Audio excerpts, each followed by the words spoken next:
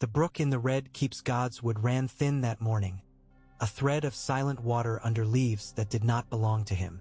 Light found its way through the canopy in crooked lances, catching on the green and gold of strange southern trees, and on the dull silver of the splints bound about his leg. He stood with one hand braced against a smooth-barked trunk and listened for the whisper of a heart tree that wasn't there. The birds here had a different speech, quick and scolding, and the air smelled of warm stone and the river. His breath sounded louder than it should have.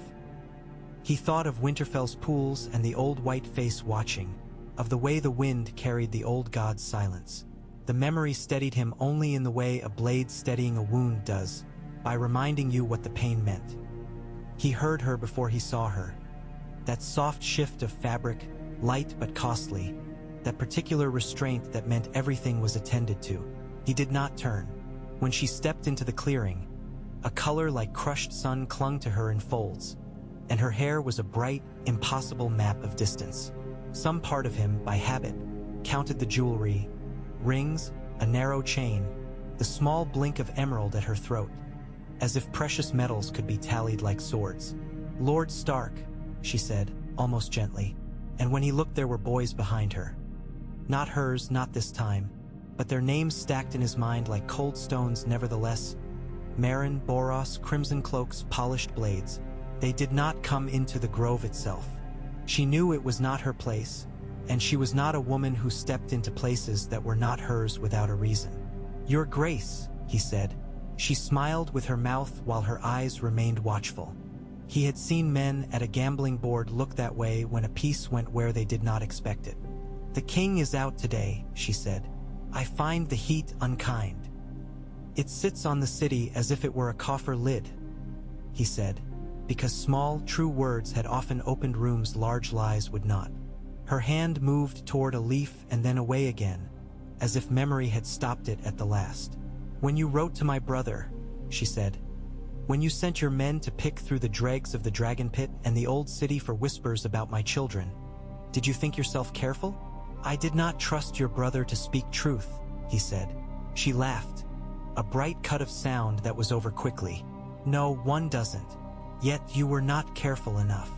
She glanced beyond him, where the brook slid under the arching roots. For a moment something passed across her face that was not pride, nor anger, but weariness.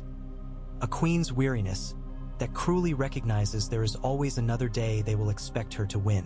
"Ned," she said then. He wondered who she was speaking to when she said his name that way. Not to him only, but to all the men she had ever known who made themselves into immovable things and then wondered when the world flowed around them. "You have a wound and the city stinks of steel. I am nothing if not merciful when mercy costs me nothing, and generous when generosity is cheaper than blood. You told me to run. Hear me now. Take your daughters and run." The cicadas sawed away at the heat. He watched a bead of sweat track the length of a hair caught at her temple and thought absurdly of snowmelt along a branch. "You offer me liberty," he said, "when what you require is silence." "Yes," she said, "this is a city. In cities, bargains are the only prayers that are answered." He looked down at his hand on the bark. There was a nicked scar along the top knuckle of his forefinger from boyhood, a cut from Bran's little wooden sword. The skin there was a pale crescent, almost white. "I cannot leave the realm to you," he said softly, and watched her eyes sharpen even at the softness. "You cannot take it from me," she answered, just as soft. "When you play, yes, yes, I know what I said to you, that was not for poetry. It was for sense. You cannot take it, not with a limping leg and fewer swords every morning. The city's mood turns like milk in sun. The watch is bought by the weight of a purse. Your men die in alleys. Your king will not be swayed while the hunt blows in his ear. When he returns, one of us must be swift." She let that hang between them. "I will be. You are a good man, Lord Stark. You do not thrive in places that require something other than goodness. I would spare your daughters that lesson." Something ugly and cold uncurled within him, not toward her but toward the truth. He saw Sansa's tilted head, the way her fingers moved across linen as if there were a music to it. Arya's knees stained with dust, hair tangled and wild, the fierce, private light in her eyes whenever someone said she could not. He saw the boys they did not have in the city. Rob at the table in the great hall, trying to stand like a man and not a son. Bran at windows, little Rickon with his arms like vines, climbing everything that would hold him. "What will you demand of me?" he asked. "Only what you cannot give," she said, but her smile made the mockery gentle. She was a clever woman, and she knew this gambit had to look like kindness even when it wasn't. "First, that you swear to speak no word of what you think you have found. Not to Stannis, not to Renly, not to your wife and her river lords. Burn any letters yet unflown. The second is that you leave Sansa with us as our honored ward for a time. She is promised. I will not insult the North by breaking betrothals lightly, and neither will you if you are wise." No, he had not meant to say it so quickly. The word was a blade. When he heard it, he understood it had been forged long ago and only now brought to light. Her expression did not break. "You may take the younger one. She is not entirely suited to court. Sansa is and will be. Her presence will be a cord between us. A guarantee that you will not call banners and proffer your stubborn neck to some northern war song. You would keep my child," he said, and the gods would swam for a moment, the leaves a wash of green and the light a smear. "I would ask that you consider which child you would keep in truth if you stay," she said. "I am offering you a road that ends in your own hearth. There are other roads. I assure you I know them all." She put out a hand, not to him, but to the air between them, a motion as theatrical as any she had ever made and yet unfeigned. "You have enemies enough here without making me one you cannot outlast." He said nothing for a long time. In the quiet, the city pressed closer. He could sense it like a tide, pressing at the stones of the Red Keep. He felt the pull of home like a rope across the chest. He felt, too, the ache in his leg as a kind of counsel, a reminder that bodies were servants of choices already made. He thought of the white ravens that had flown for less cause than this, of ravens with black feathers seen against snow. He did not like bargains that asked fathers to weigh daughters against daughters. He did not like that in the South one could be compelled to choose which half of one's heart would be devoured to spare the other. He wanted the winter sky and the surety of it. At last he said, "I will take Arya. You will treat Sansa with honor. You will not put her aside like a gown gone out of fashion if it suits your ends. If I hear of a bruise, if I hear of insult, you will what?" she asked, and for the first time let a little of her contempt show. "You will write me a cold northern letter?" "I will come," he said, and the simpleness of the promise made it sound all the more dangerous, though both of them knew how far away that road lay. And not alone. She considered him for a while, head inclined, as if the light could reveal something beneath his skin.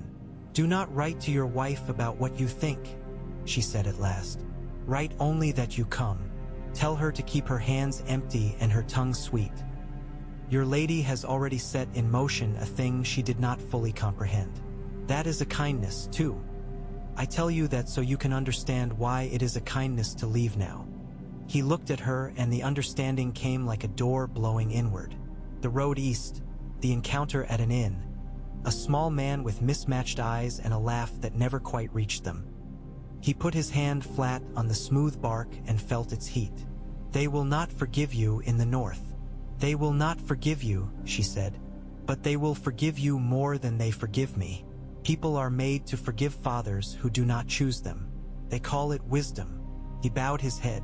When he lifted it, the world had not changed, and yet it had organized itself into a shape he could now walk through.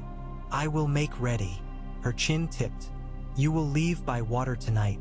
My men will escort you to the quay. I will send for the younger girl under pretense of instruction. See that she is ready. A small ship waits by the king's gate. Novanir, good crew. Their captain owes a lion a favor." "What is the ship's name?" he asked, because he would not walk blind even now. "Sea Hold," she said. "A dull name for a dull vessel, which is safe. Take the river down, then the bay, then out. The coast is a friendly text to those who can read it. You will go to White Harbor. The Manderleys know when to count their bread. And when to sell it. he said, because he could not resist the sting. Her eyes smiled before her mouth did. Do not tarry in White Harbor, Lord Stark. There are too many ears and too many mouths. I am merciful but not indulgent. I will have letters for the north, he said. To my steward, to my son. Write them, she said. Let them be about the weather. Let them be about the way the sea looks in the morning. Let them be about small things a man forgets to say until a ship's wake reminds him. Write nothing about kings. If you do this, I will do the same for your girl. She turned to go. The guards shifted outside the grove, a small rustle of chain and leather. Your Grace, he said. She looked back. You have made a bargain, he said. Remember it. She did not answer him. It would not have been like her to give him the comfort of a reply where a glance would do.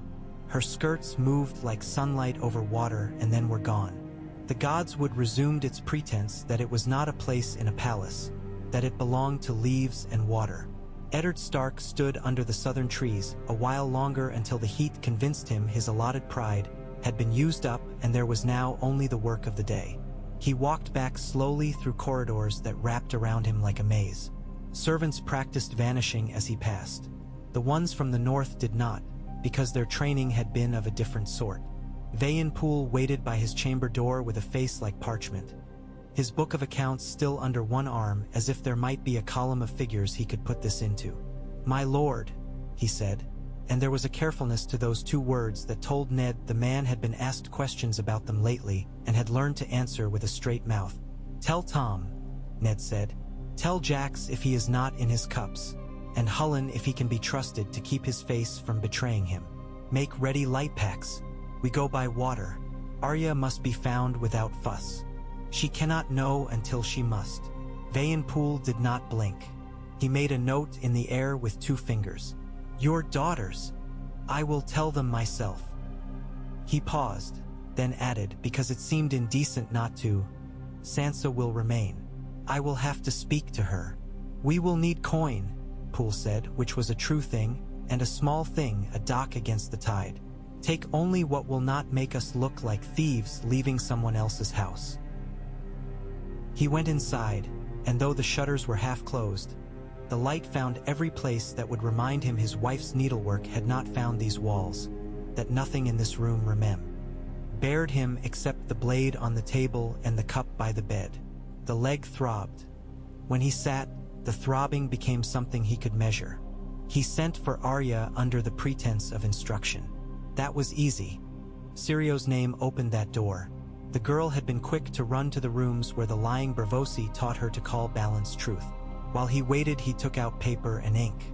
It was a poor table for writing, and the quill seemed to scratch as if looking for what should have been said long ago. Robb, he wrote, and the way the name lay on the page made something in his chest pull. You are a man now in all ways that poor words can name men when they do not name what matters. I have made a choice that will look like cowardice to some and wisdom to others. It is neither. It is the duty that is assigned a father when the scales are not equal and the world asks him to pretend that they are. I am coming home by sea.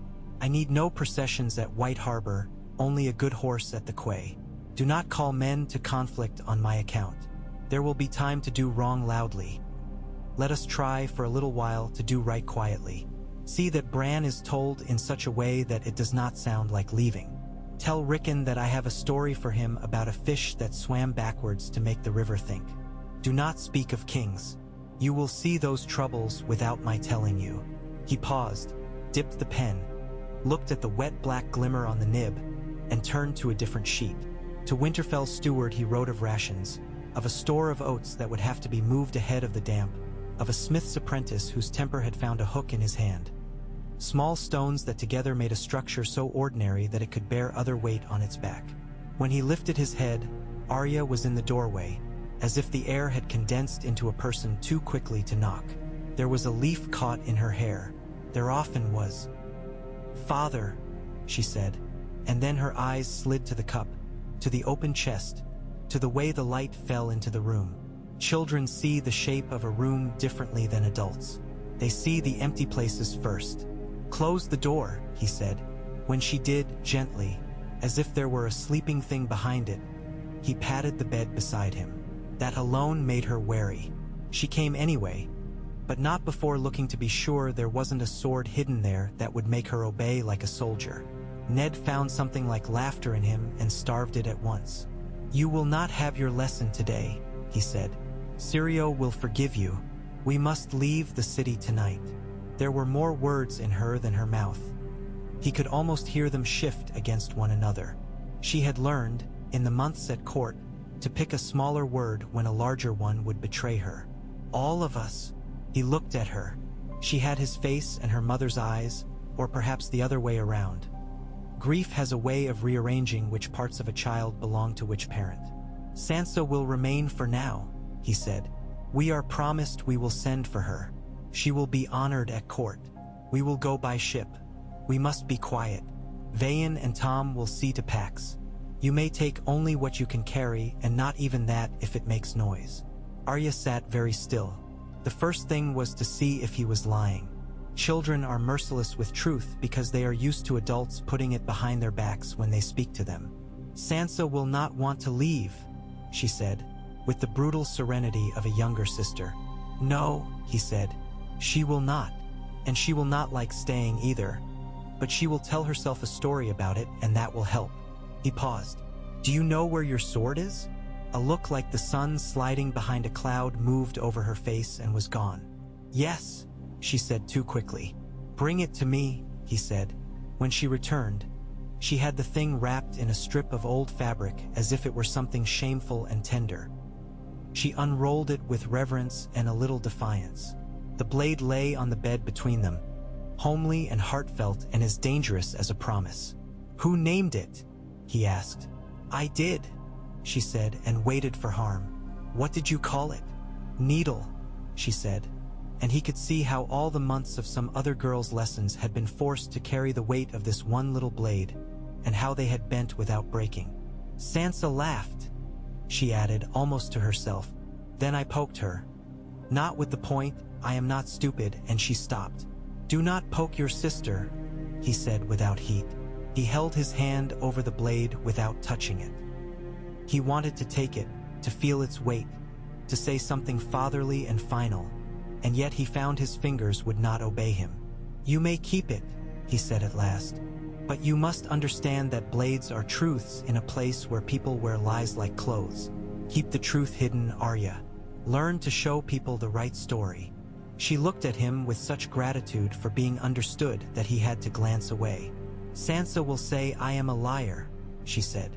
"She will say she tells the truth always." "Sansa tells a truth that suits the room she is in," he said. "It is not the truth of a blade, but it is a truth that keeps girls alive in courts. That is not nothing." He cleared his throat. "When you see your sister later, be kind. She will be frightened for a different reason than you. Do not make a boast of being afraid another way." "I am not afraid," she said, and then after a moment, "I am afraid." "So am I," he said. "We will be afraid and do what is needed. That is as much of bravery as most men ever get."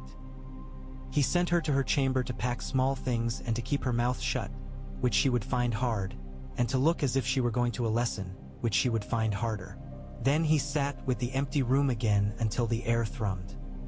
When Vayan Poole came, it was with Tomard hulking behind him and Hullen already frowning about horses, even though horses would be of no use to them until more.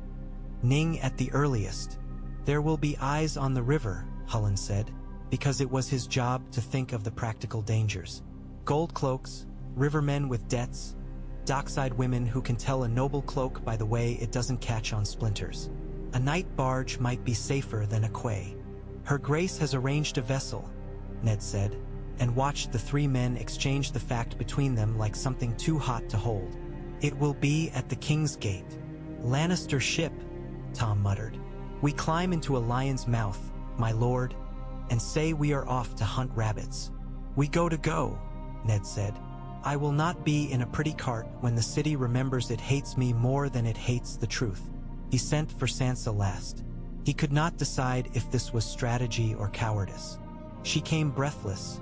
With a gloss of excitement she tried to disguise as dignity. Her hands were perfectly clean. He knew at once that she had heard something already. In courts, news ran ahead of truth as a child runs ahead of his father in a long corridor. "Father," she began, in that careful voice she had learned for him.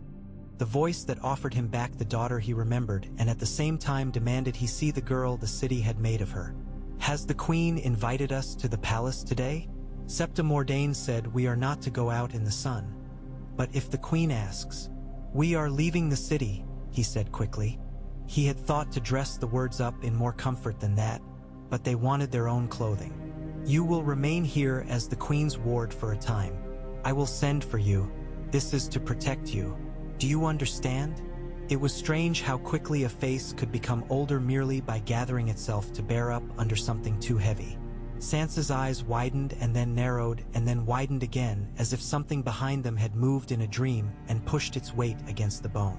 "I am promised to the prince," she said, and in her mouth promise made a sound like prayer. "You are promised," he agreed. "Promises sometimes keep people safe while other things are decided. You will be honored. You will write to your mother. You will send no letters to your father that the queen cannot read upon request." "She will read my letters?" Sansa asked, and the first crack appeared, quick and bright. "Why? I do not write anything bad. I write about ladies and the way the hall is lit at feast and how sweet Tommen is when he is not trying to be older than he is, and how the singers play the same songs because they know the ones the queen likes." "She will read them because she has power," he said, and wished he could give her a better answer than that. "Because kings' houses do not like secrets unless they are their own. I am asking you to be strong and clever. I am asking you to bear this for a time." She drew herself up.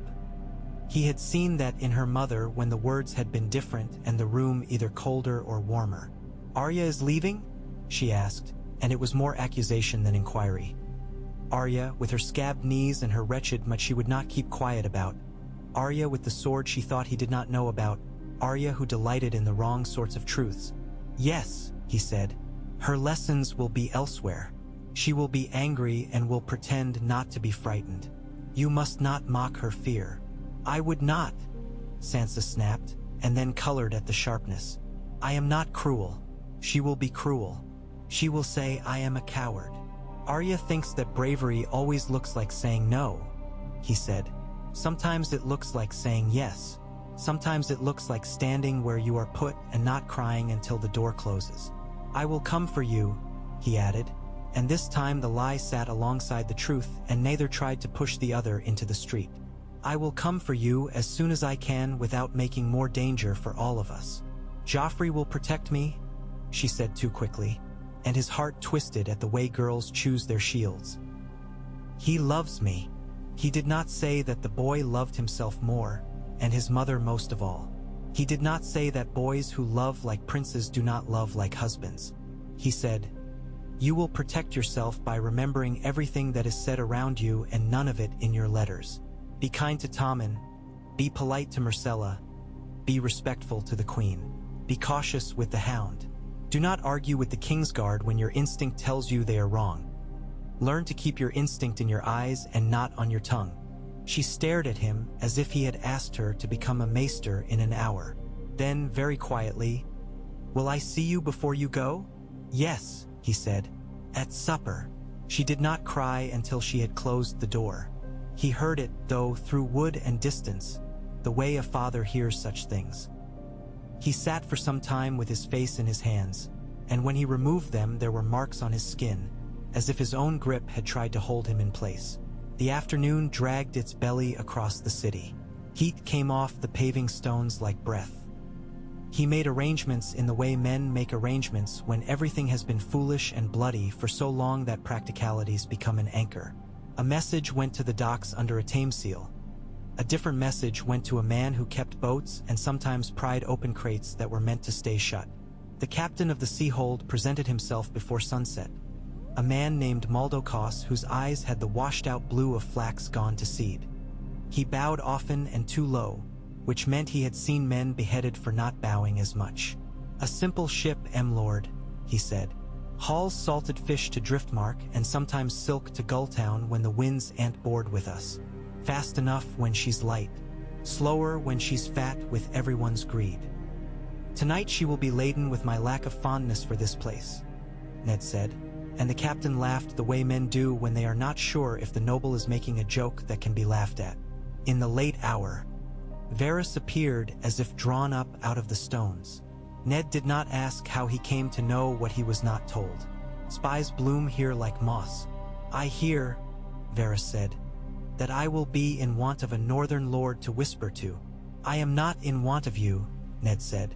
Varys smiled with his lips and eyes and the laces in his sleeves. Alas, my lord, King's Landing will be. It will find that it misses your lack of wanting more than it misses all the men who came wanting everything. They burn hotter, but you burn longer. He arranged a sorrowful expression and then let it go. I have always admired a quiet exit. Not many are afforded them. We must take our small mercies where we can. The Queen extends one to you. It would be churlish not to accept it with grace. Do you speak for her? Ned asked. I speak for myself, Varys said, and somehow made that sound like the least trustworthy answer possible. Be very humble as you go, my lord. The river hears pride and breaks oars for the pleasure of it. The watch has ears. Salt does not clog them as men think. Janos Slynt is a man who can count, and he has learned his mathematics at strange tables. Peter Baelish is a man who counts different things altogether and finds different ways to turn coin into promises. Prevent your men from boasting. Prevent them from drinking as if the ale is the first they have ever seen. You will have a better night. Why warn me? Ned asked. What do you buy with this kindness? Choice, Varys said. I buy choices. The coin is cheap now. It will be dear later. Remember me when you can redeem it without losing your soul.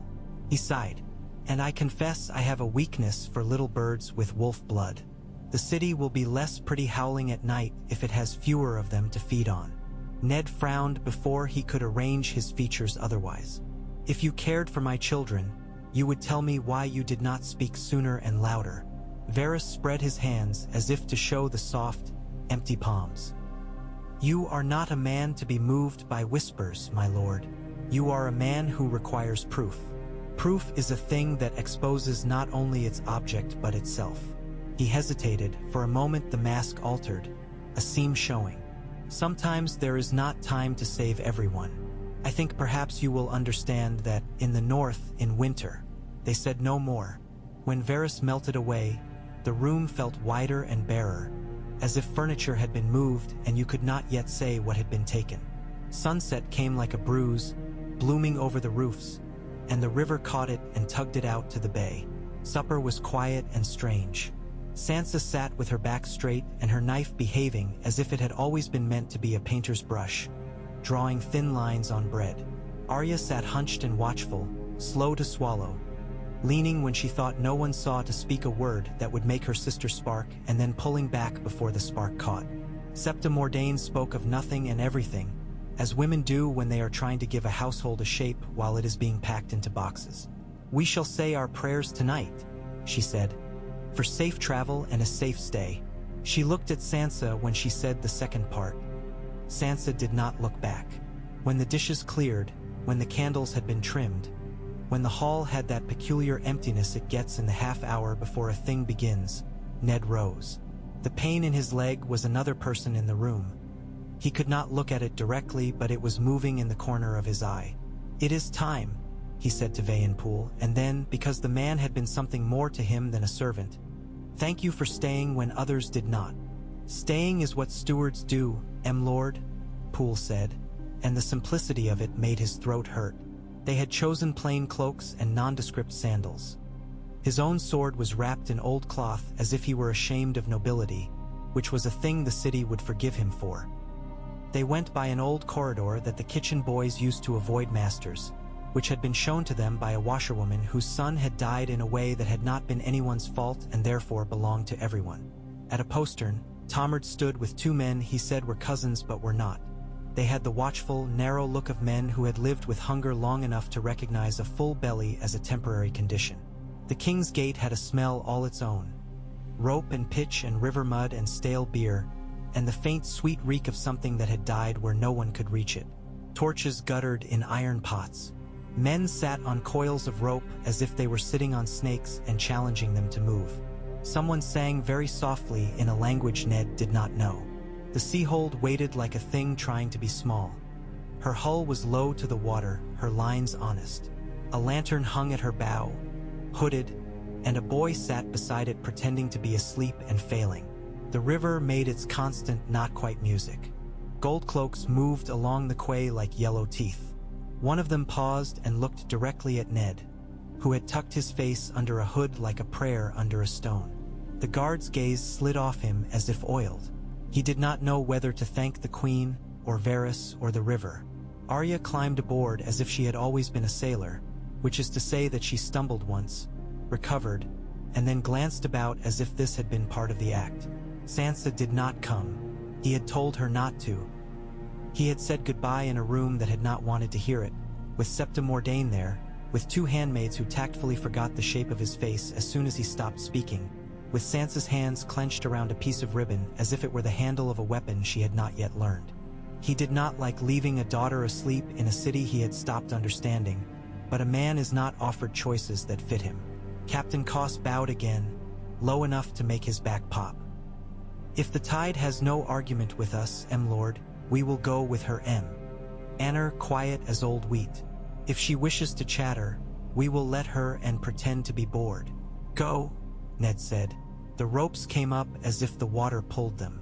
The ship moved out, away from the quay, a small thing caught by a large thing but willing to pretend it wanted to be there. The river crowded in then, all its smells and sounds, its little floating civilizations of weed and stick and cracked pottery. They slid under the walls, under the shadow of history, past the King's Landing that was built to look at itself in the mirrored skin of water. Ned stood at the stern a long time, because he had known the moment would feel the way it did. Not relief, not victory, not even safety. It felt like a coin dropped into a deep well and a long wait afterward. Listening. Arya came to stand beside him, keeping her hands on the rail without curling her fingers under as he had told her so many times. "We are leaving," she said, clearly finding the words satisfactory enough on their own to bear saying aloud. "We are," he said. "Do you think Sansa will hate me? I think Sansa will hate many things. She will hate the way morning comes when she has not slept, and the way courtiers laugh at what is not funny to make lords think it is. She will hate that she misses you most when she is happy. She will hate that your happiness will make her want to slap you. She is your sister," he said. "Hate is just a name we give to the part of love that hasn't got enough room."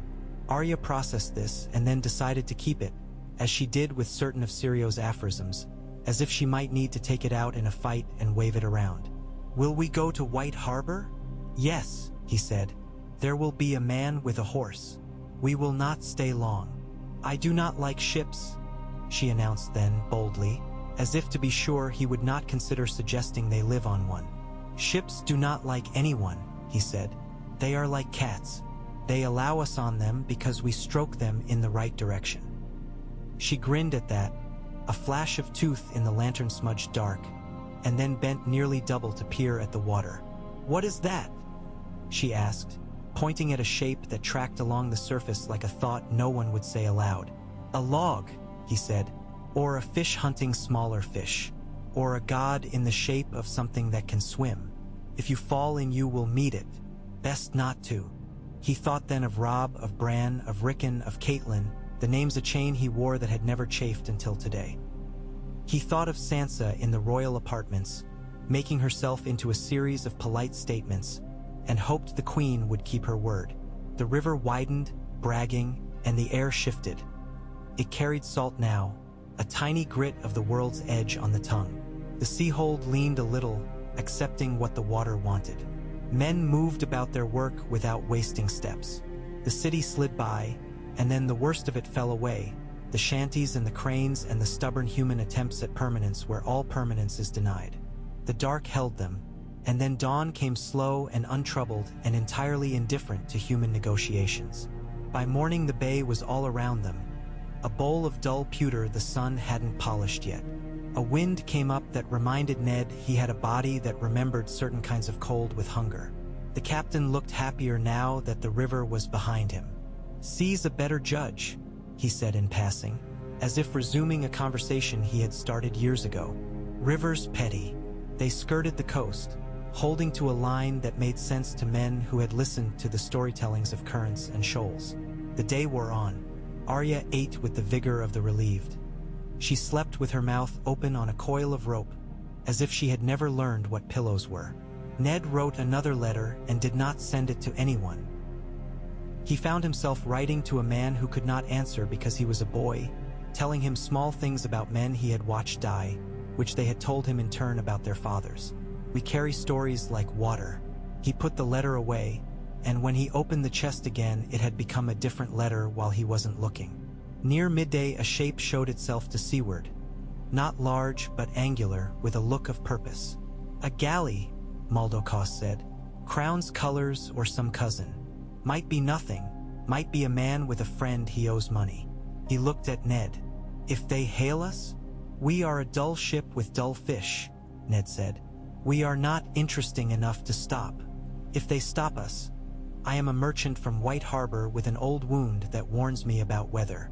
You are a poor liar, the captain said without malice. But you have a good face. Men like to think faces tell truths. The galley slid nearer and then away as if the sea were thinking of keeping it and then thought better. No trumpet, no shouted challenge. Only the knowledge that there are always eyes. Ned had made a choice, and choices are lighthouses. They shine whether you want them to. By evening the wind had turned contrary and the sea-hold sulked. Maldocos ordered a reefing of sail and then a careful threading between rocks that looked like teeth if you had spent too much time with metaphors and not enough with maps. Ned leaned on the rail and watched the coastal villages turn lanterns into stars. He thought of White Harbor's pale towers and the particular way the stone there carries light like milk. A child's voice yelped behind him. Not Arya. Higher, piping, the sea's mimicry of a boy. He turned and saw the captain's youngest. A lad of 7 perhaps, dangling from a loop of line he had thought a game. The rope had shifted under his weight and now he was caught. His foot locked cruelly, the rest of him swinging over a space where the ship fell away. His arms flung themselves out and his face crumpled into the shape that comes before crying. Ned moved without thinking. He could feel the leg threatening to betray him. This was not a battlefield but his body did not know that. And he closed his hand around the boy's shirt just before the loop admitted it had never been meant to hold a child. The rope jerked free. The boy blurted, a sound like a burst wineskin, and clung to Ned's wrist with surprising ferocity. Men's heads whipped around. Hands reached belatedly. The captain swore and then prayed at the same time, a tangled sound that suggested past bargaining with a variety of gods. Ned lifted and the boy's weight found the deck again with that stunned, embarrassed relief children feel when the world doesn't actually go away under them. He stood there, breath hitching, as if his ribs were counting something. Maldocos put a hand on his son's head, hard, as if holding him in place would persuade reality to keep its end of the bargain. He looked at Ned, and the depth of his bow this time did not feel like fear. "Lord," he said simply. "A favor." A large one. Ned wasn't sure what to do with a favor when the only thing he wanted was a future. "Keep your boy away from loose lines," he said, which sounded like foolishness even as he said it, because boys are loose lines. Still, gratitude had a place aboard a ship. After, he found Arya looking at him from under the sweep of hair the wind had pulled across her face.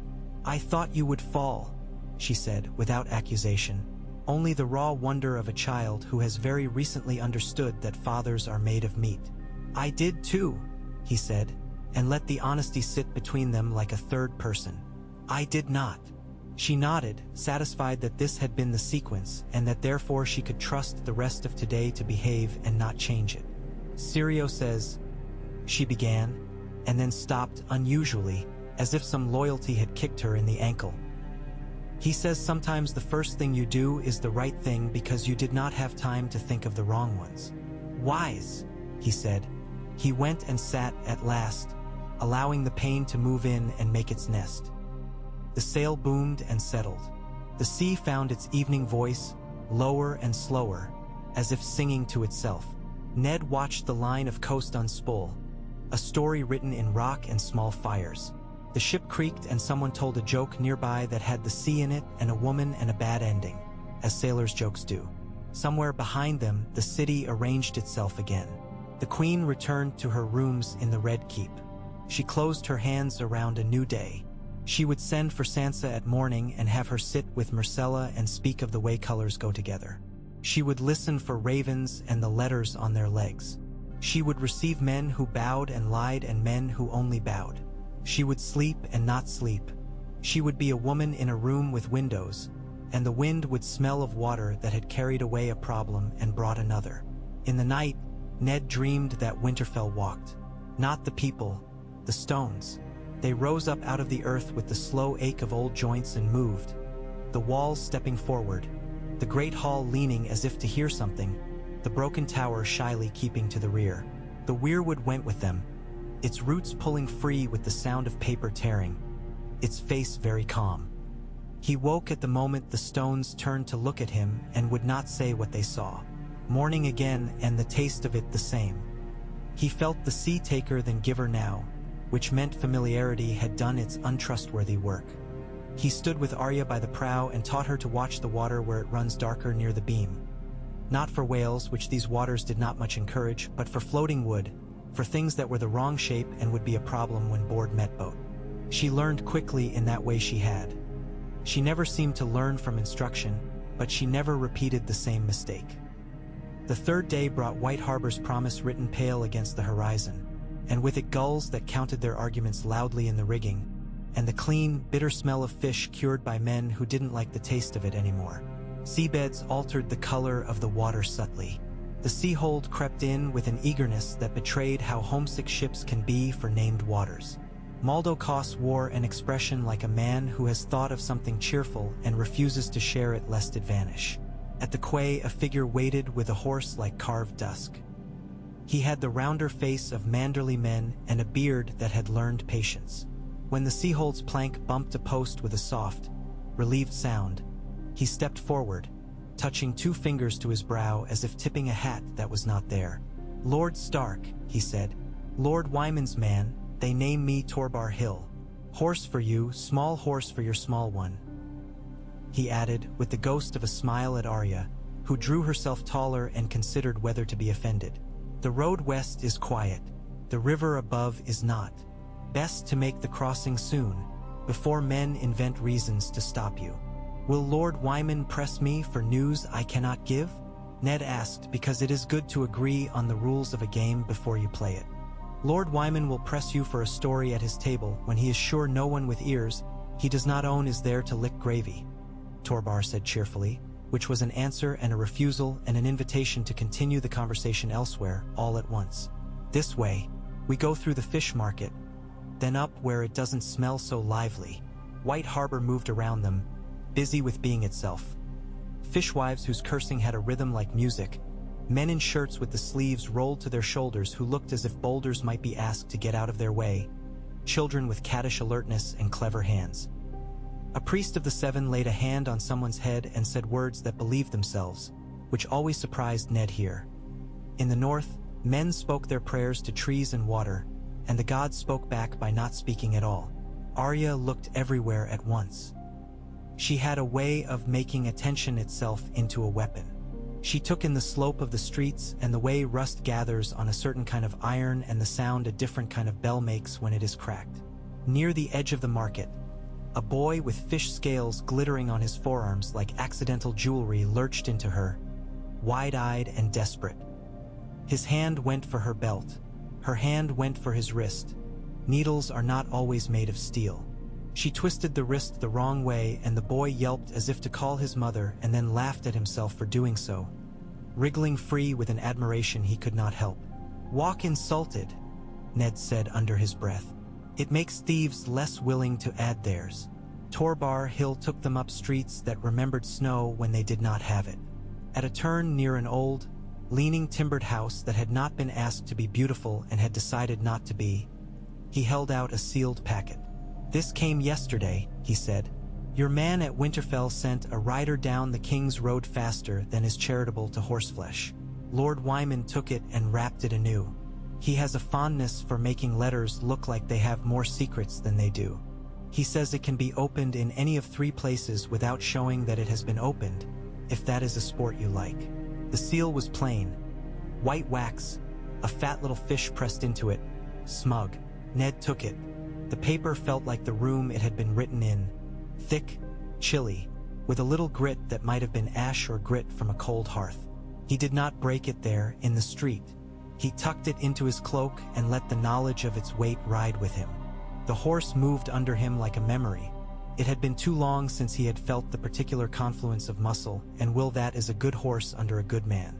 He drew a breath and thought fleetingly of how strange it was that safety can feel like an insult.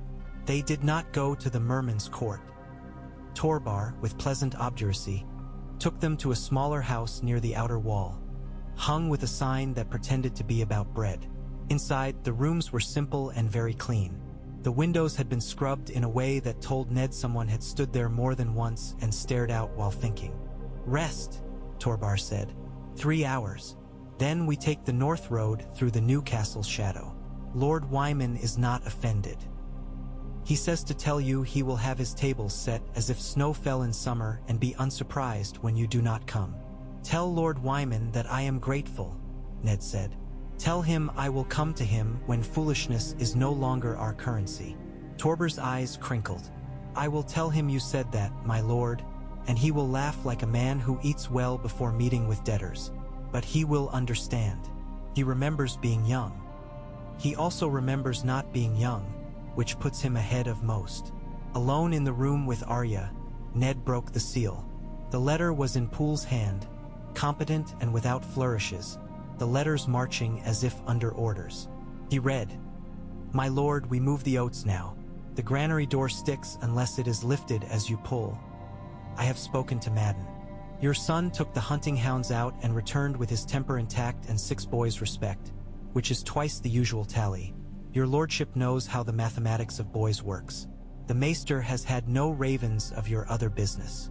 Lady Caitlin is not yet returned. There are men from the rills in the great hall with poor boots and good stories. The carpenter says the cold has found its old ways into the beams, but there is nothing it can take this year that it will not give back if we are not foolish." And then, as if afraid of too much ordinariness, "From the south there has been only a whisper rumored from mouths that like to have been first. Be a door that does not open. That is the instruction here from even the silent parts." Ned folded it and put it back into its handsome envelope.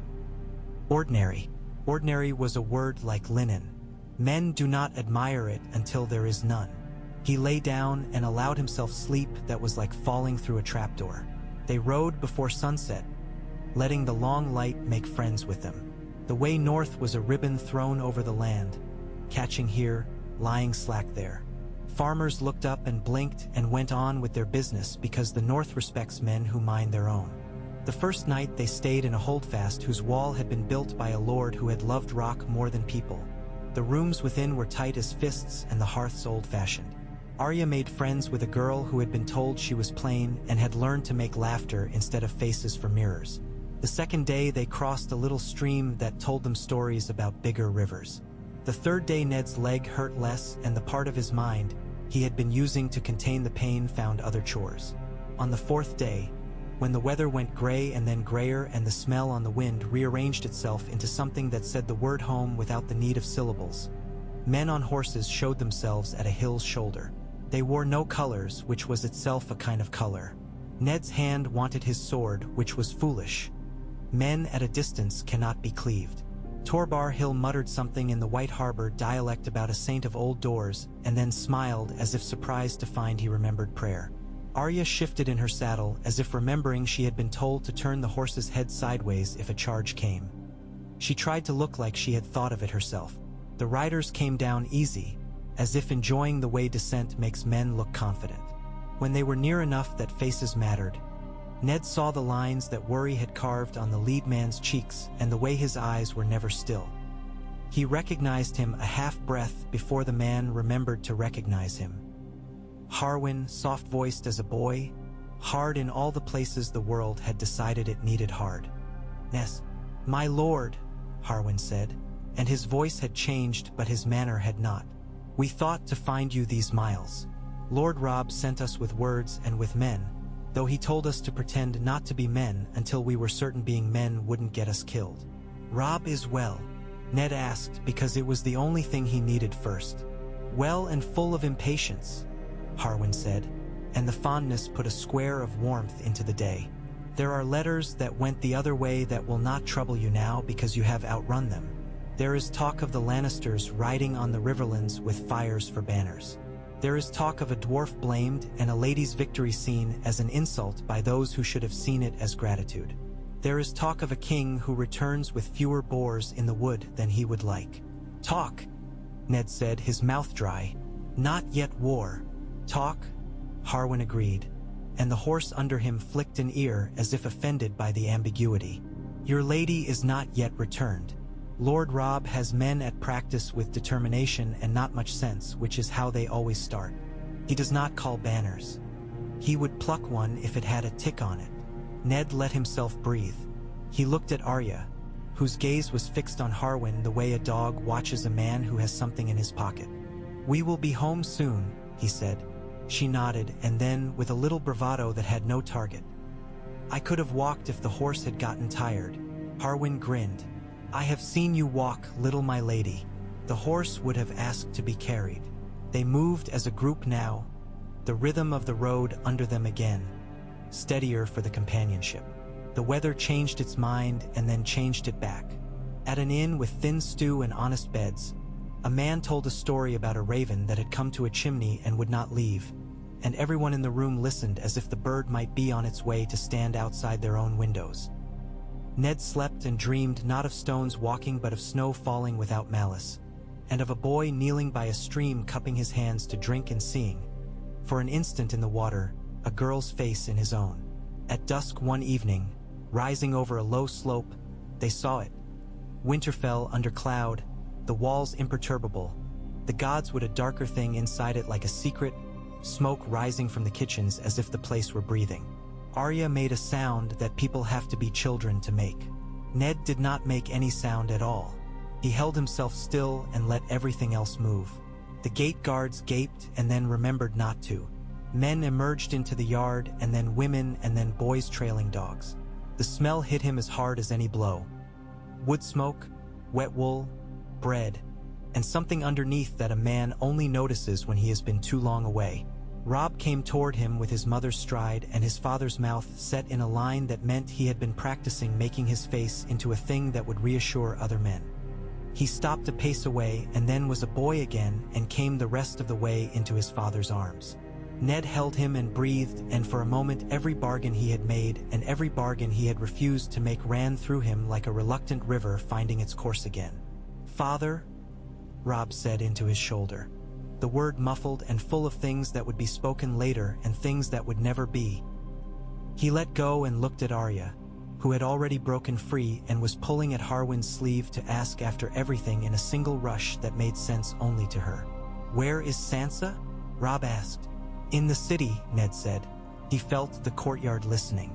As ward to the queen for a time. She will be honored. She will write.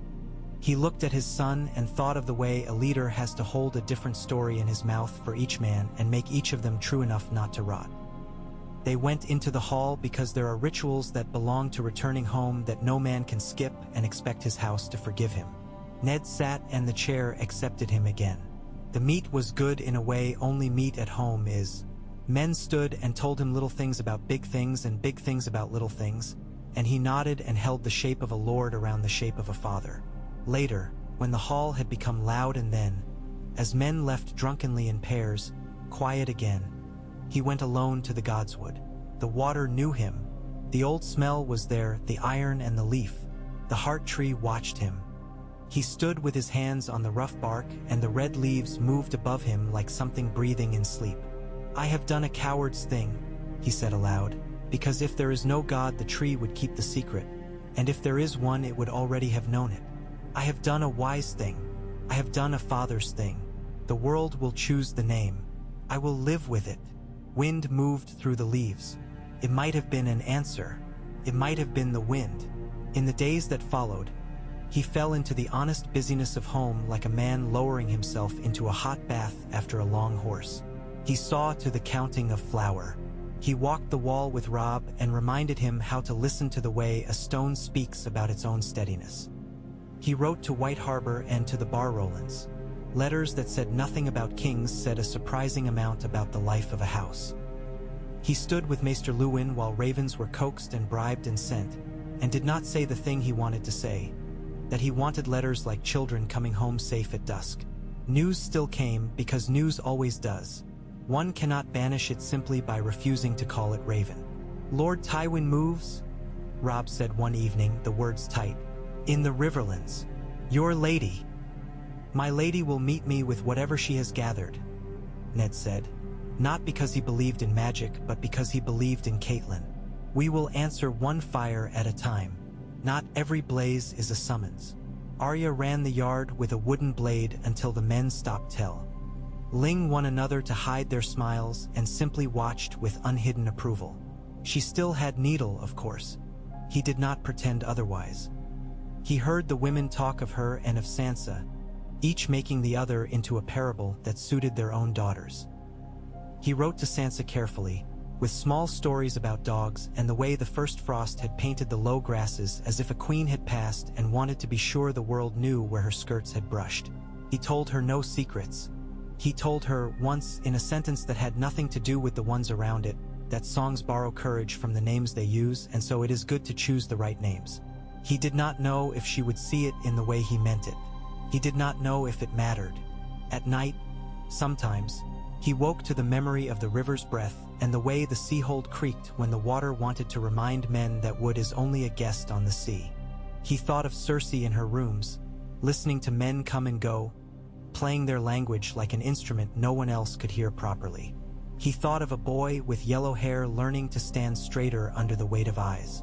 He thought of the watch and of Janos Slint's calculations. He thought of a small man with careful hands and a large shadow, and of the way men like that survive by always being thought to be doing something other than what they are doing. He did not think what he thought about Peter Baelish. Some silences are a kind of armor. Winterfell breathed around him with the steadiness of something that has been itself for a very long time. Yet even the old stones can hum with the approach of something not yet visible. He felt it, a pressure low against the weather of his days. He had chosen the road that brought him home, and the road behind him did not vanish because he did not look back. It ran south through fields and towns and a city where the river carries secrets to the sea and men sell truths as carefully as spices. It ran under the high windows of a hall where a girl sat very straight, learning where to place her hands and where to place her eyes, learning to talk in ways that share nothing and everything at once. It ran toward a fastness on a rocky island where another man nursed a colder claim. It ran, a black snake in tall grass, with the inevitability of things that seemed to have been moving before men were born. For now, the north held him. He went to the mews to see to a hawk that had decided it liked one glove better than the other. He watched boys in the yard learn that they had wrists and that their wrists could break if they did not respect them. He stood with Rob over a map and taught him the difference between a line a lord had drawn drunkenly after feast and a road men would actually choose to march. He let Arya ride the gray pony out past the trees with a guard who knew when to hang back and when to be the kind of shadow a girl could forget. The sky lowered and then lifted. The first whisper of true cold came, not yet a bite, but a cool tongue on the back of the neck. In the morning yard, steam rose from men as they worked, as if their bodies were speaking a language the air understood. From the south, a raven came late in the day with a strip of parchment that had been handled by too many hands, and then wrapped in one fine one that smelled faintly of mint and orange. Ned read it and said nothing. He tucked it into his belt with another fold and went out to the wall to look toward a place he could not see. Inside that letter there were only 6 words beneath the courtesies and the innocuous news of feasts and fabrics. We are all playing now, Lord.